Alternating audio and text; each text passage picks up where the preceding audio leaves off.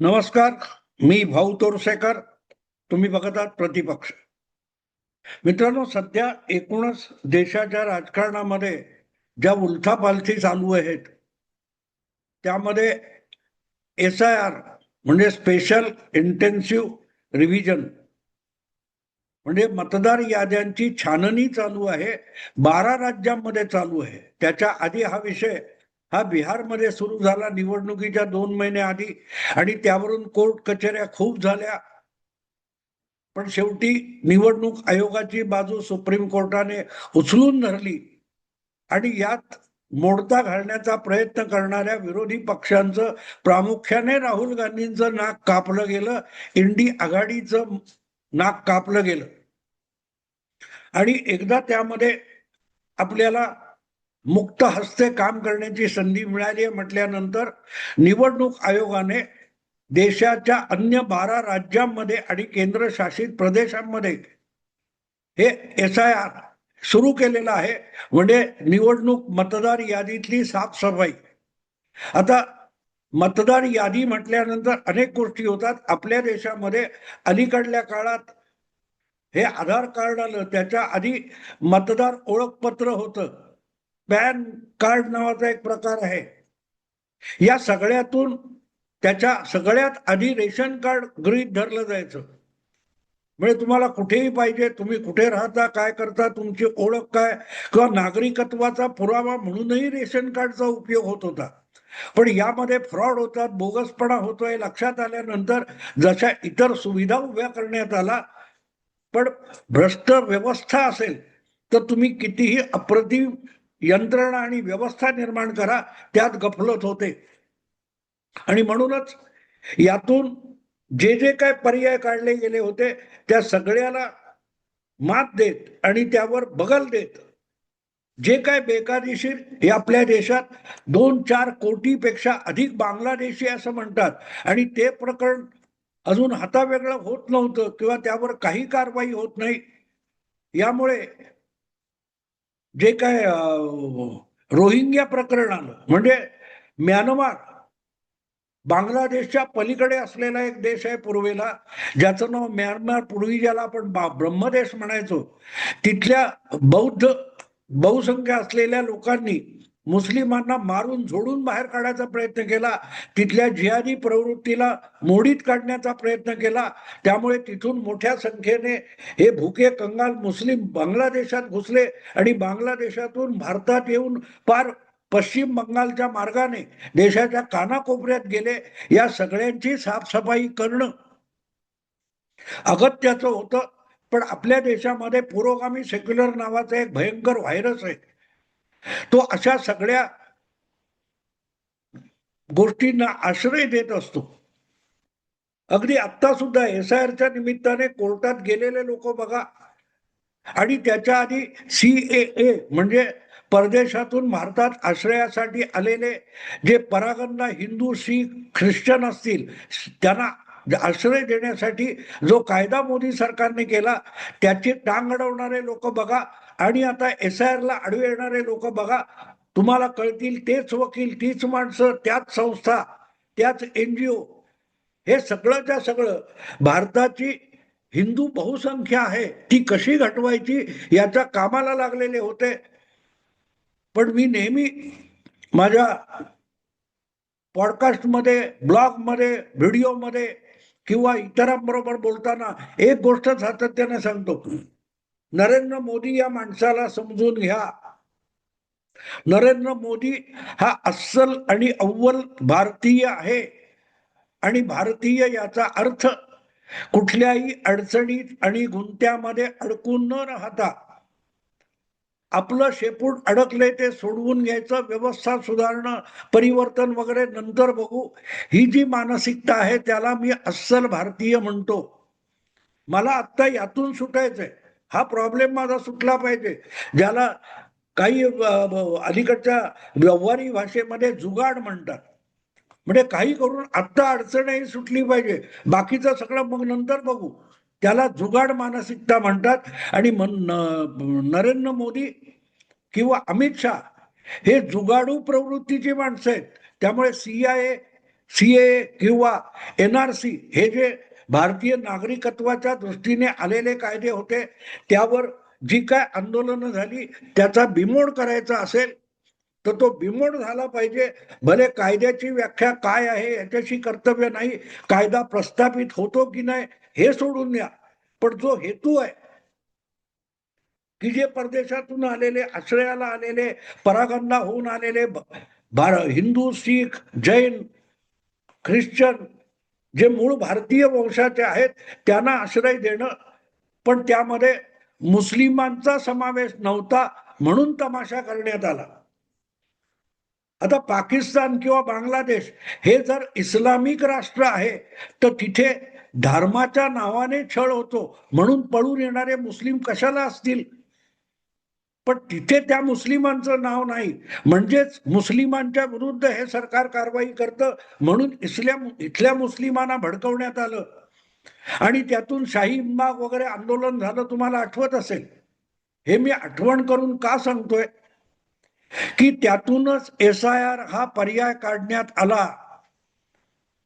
जर सीए किंवा NRC हे नागरिकत्व पक्क करणारे, नागरिकत्वाची व्याख्या करणारे कायदे तुम्हाला सुखासुखी नको असतील आणि तुम्ही घुसखोर रोहिंग्या किंवा बांगलादेशींना या देशात घुसखोर असताना सुद्धा नागरिकत्व आणि मतदानापर्यंत अधिकार देणे इतकं तुमचं सेक्युलरिझम पुढे गेलं असेल तर त्या सेक्युलरिझमची नांदगी ठेचायचा एक पर्याय काढण्यात आला आणि त्याला मी SIR म्हणतो. तो जुगाड आहे. पण यातून सुद्धा आपले वकील, आपले पुरोगामी वकील, आपल्या पुरोगामी NGO आपल्याला वाचवतील याच्यावर अशा लोकांचा विश्वास होता म्हणूनच ते इतके दिवस थांबलेले होते. पण हे SIR प्रकरण बिहारमध्ये टिकलं, कोर्टातही टिकलं आणि त्यावर निवडणुका झाल्या. निवडणुकीचे परिणाम समोर आल्यानंतर हळूहळू करत SIRचं गांभीर्य घुसखोर असलेल्या मुस्लिमांना, बांगलादेशी आणि रोहिंग्यांच्या लक्षात आले आणि म्हणून 12 राज्यामध्ये जे SIR चालू आहे, मतदार यादीचं शुद्धीकरण चालू आहे, त्यामुळे घाबरलेले रोहिंग्या आणि बांगलादेशी हे जीव मुठीत धरून बोरिया बिस्तर बांधून पळत सुटलेले आहेत. पश्चिम बंगाल आणि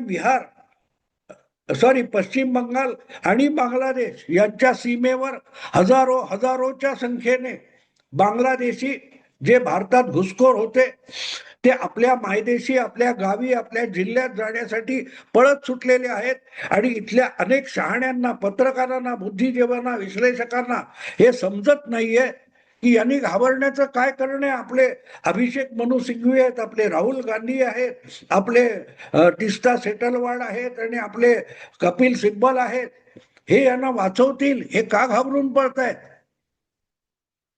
तर या मागची मानसिकता लक्षात घेतली पाहिजे. ही माणसं कितीही आपण परदेशी घुसखोर आणि त्यांच्यावर गुन्हेगारीचे आरोप ठेवले तरी एक गोष्ट विसरू नका, ती माणसं अत्यंत गरीब, लाचार, बेकार, भुके कंगाल आहेत आणि मग त्यांच्या भुके कंगाली गरिबीचा फायदा उठवून आपलं घातपाती राजकारण पुढे नेणं हे अलीकडल्या काळात सेक्युलरिझमची विचारधारा बनलेली होती आणि त्यामुळेच असले घुसखोर देशाच्या कानाकोपऱ्यात पसरले. काश्मीरमध्ये उरलेल्या कुठल्याही भारतीय भाषिकाला, प्रांतीय व्यक्तीला वास्तव्य करता येत नाही, पण तिथे फरुख अब्दुल्ला आणि ती मेहबूबा मुफ्ती ह्या रोहिंग्यांना तिथे त्यांचं पुनर्वसन करायला निघाले होते. म्यानमार मधला मुस्लिम परागंदा हा काश्मीरमध्ये स्थायिक होऊ शकतो, पण ज्याच्याकडे ओरिजिनल पिढ्याचं भारतीय नागरिकत्व आहे त्याला काश्मीरमध्ये नागरिकत्व मिळणार नाही हा दावा होता आणि त्याच्यावर पहिल्यांदा 370 हटवून शस्त्रक्रिया करण्यात आली. आता पुढचं पाऊल जे आहे ते SIR आहे. आता इथे लक्षात घेतलं पाहिजे की हे कितीही लाचार वगैरे असले तरी एक आरोगन्स असतो. आपल्याला कायदा काही बिघडवू शकत नाही आपलं. हा जो उन्मत्तपणा आहे, आपण बघतो बुलडोजर बाबा म्हणून 7 वर्ष उत्तर प्रदेशातला सगळा दहशतवादी जिहाद मोडून काढणारे योगी आदित्यनाथ आहेत. त्यांच्याबद्दलही अपशब्द वापरण्याची मुजोरी अनेक मुस्लिम करताना दिसतात, मौलवी करताना दिसतात, त्यांना ठोकून काढलं जातं. पण पुढच्याला अक्कल येईल असं बिलकुल नाहीये. तेही मुजोरी ही गरिबीतून सुद्धा येते. हात तो लगा के दिखाव वगैरे. अगदी आपल्या महाराष्ट्रात सुद्धा अनेक ठिकाणी हा अनुभव येत असतो. पण ज्या वेळेला इथला कायदा कठोर होऊ शकतो हे लक्षात येतं आणि यात आपण लटकू शकतो, तेव्हा माणसाच्या मनात भीती निर्माण होत असते. कायद्याचा धाक आवश्यक असतो. तो कायद्याचा धाक सेक्युलरिझम नावाच्या नाटकाने इतका सैल केलेला होता, तो आता हळूहळू तो धाक निर्माण केला जातोय आणि SIR हा त्याचा एक मार्ग आहे. SIR मध्ये जर तुम्ही मतदार यादीत नसाल तर तुम्ही आलात कुठून? तुम्ही इथलेच आहात आणि तुमच्याकडे काही ओळखपत्र नाही, ओके, नो प्रॉब्लेम. तुमचा जन्म जर भारतात झालेला आहे तर तुमचे आई बाप कोणतरी भारतीय असले पाहिजेत. त्यांची कुठेतरी नोंद असली पाहिजे, कुठल्या तरी शाळेमध्ये, कुठल्या तरी ग्रामपंचायतीमध्ये, कुठल्या तरी महापालिकेमध्ये, नगरपालिकेमध्ये. जन्म मृत्यू नोंद तुमची नाही तर तुमच्या आईबापांची तर असली पाहिजे. बंगालमधून तुम्ही आलात, मध्यंतरी आपल्याकडे आत्ता आत्ता आठवतं ना, मालेगाव मध्ये अशा रीतीने खोटे जन्म दाखले देणाऱ्या अधिकाऱ्यांना अटक करण्यात आली, त्यांच्यावर खटले भरण्यात आले. हजारोच्या संख्येने बांगलादेशी आणि रोहिंग्यांना मालेगाव मधले खोटे जन्म दाखले देण्यात आले होते. तर या सगळ्याची झाडाझडती SIR मधून होते आणि ती झाली तर नुसतं तुम्हाला उचलून बांगलादेशात टाकतील किंवा म्यानमारला पाठवतील आणि मग त्या कायद्याच्या ज्या अडचणी आहेत त्या भारत सरकारला किंवा महाराष्ट्र सरकारला पार करता येणार नाहीत. हा जो आत्मविश्वास होता तो SIR ने तो आत्मविश्वास ढासळलेला आहे. त्याचं कारण अनेक राज्यांनी अशा घुसखोर नागरिकांसाठी कठोर कायदे केलेले आहेत. जर तुमच्याकडे कसलीही कागदपत्र नसतील किंवा पुढच्या आधीच्या मागच्या पिढीचं काही तुम्ही दस्तावेज देऊ शकत नसाल तर तुम्हाला घुसखोर ठरवून बेकायदेशीररित्या भारतात घुसल्याबद्दल शिक्षा आणि जबरदस्त लाखांचा दंड ठोठावला जाईल. हे जे कायदे झालेत त्यांनी बघता बघता सगळ्या रोहिंग्या आणि बांगलादेशींची कडी पातळ झाली आणि त्यातून हे पळत सुटलेले आहेत. यांचा वापर कसा होतो हा एक स्वतंत्र व्हिडिओचा विषय आहे. मला त्यांच्याविषयी, त्यांच्या गरिबीविषयी, हाल अपेष्टाविषयी संपूर्ण सहानुभूती आहे. पण एका देशाच्या विकासाला लागलेली ही कीड असते हे लक्षात घ्या. आज आपण युरोपातले अनेक देश बघितले तर त्यांना सिरिया किंवा इराक इकडून जे परागंदा झालेले लोक किंवा पळून गेलेले लोक जर्मनी, फ्रान्स, ब्रिटन किंवा आणखीन कुठे कुठे गेले, त्यांनी आज तिथे जो धुमाकूळ घातलेला आहे. त्यामुळे या सगळ्या पुढारलेल्या श्रीमंत युरोप देशातले अनेक सुखवस्तू लोक आपली जन्मभूमी सोडून पळायला लागलेत. ती परिस्थिती भारतात यायला नको असेल तर अशा घुसखोरांचा बंदोबस्त झाला पाहिजे. कारण त्यांचा अडोसा घेऊनच घातपाती जिहादी येत असतात आणि ह्यांनी ज्या काय त्या झोपड वस्त्या तयार केलेल्या असतात, गलिच्छ वस्त्या केलेल्या असतात, तिथे बिळं बनवून हे घातपाती वास्तव्य करत असतात आणि त्यांचा बंदोबस्त आवश्यक आहे. पण अशी माणसं बोगस मतदानाला उपयोगी पडतात. मतदार यादीत खोटी नावं त्यांची घालून त्यांच्याकडून मतदान करून आपली जागा टिकवता येते म्हणून मोठ्या प्रमाणात अशा पुरोगामी पक्षांचे नेते असल्या घुसखोरांना वस्त्या वसवतात. त्यातून जमीन बळकावता येते, शासकीय जमीन बळकावता येते, त्यांचा मतदार म्हणून वापर करता येतो आणि परत कायद्याचा बडगा येईल म्हणून त्यांना घाबरून आपले आश्रित आणि आपले गुलाम करूनही ठेवता येतं. पण तो स्वतंत्र विषय आहे. आतापर्यंत हे चालत आलं. पण SIR नंतर अशा रीतीने पकडले गेलात तर जबरदस्त दंड आणि 5 ते 7 वर्षाची तुरुंगाची हवा खावी लागेल. हा जो धाक घातला गेलाय त्यातून हे लोक पळत सुटलेले आहेत आणि हजारोच्या संख्येने बांगलादेशच्या सीमेवर हे लोक जमलेले आहेत. परत जायला तिकडे बांगलादेशमध्ये त्यांना घेताना सुद्धा आता चेक केलं जाते. आणि नसतील त्यांना नदीतून आलात, समुद्रामार्गे आलात तर जा, होडी दिली जाते, जा आपल्या मार्गाने जाणे तर बुडून मरा. त्यामुळे जीवावर बेतल्यानंतर हे लोक पळत सुटलेले आहेत.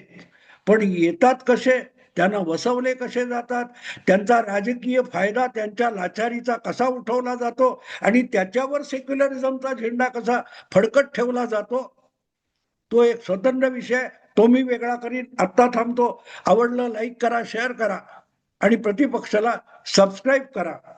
नमस्कार.